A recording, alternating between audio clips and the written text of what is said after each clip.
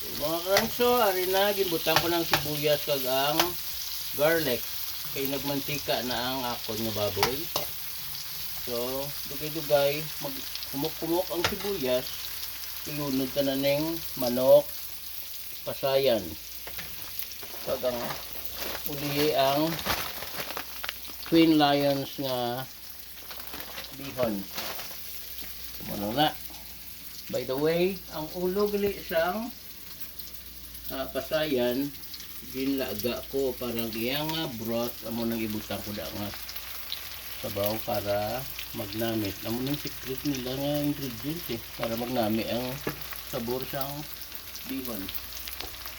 Okay mga karanso. See you later.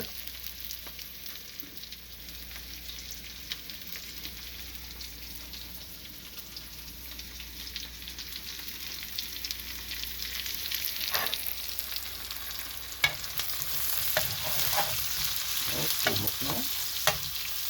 Pwede na nag-iipad. Pwede ko na i-butang ang manok. Ang manok.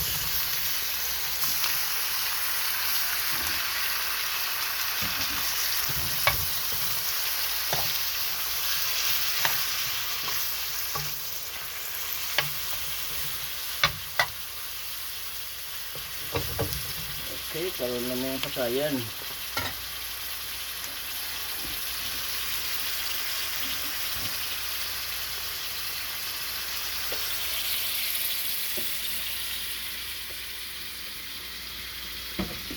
Sampang nagapaumok na sang manok, ang ugasan na para kinlo.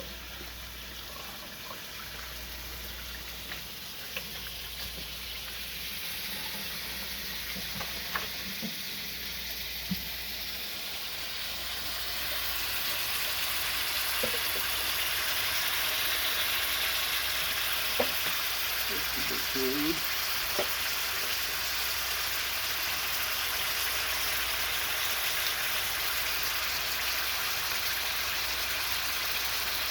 Samtang nagahulata, mga pitanay.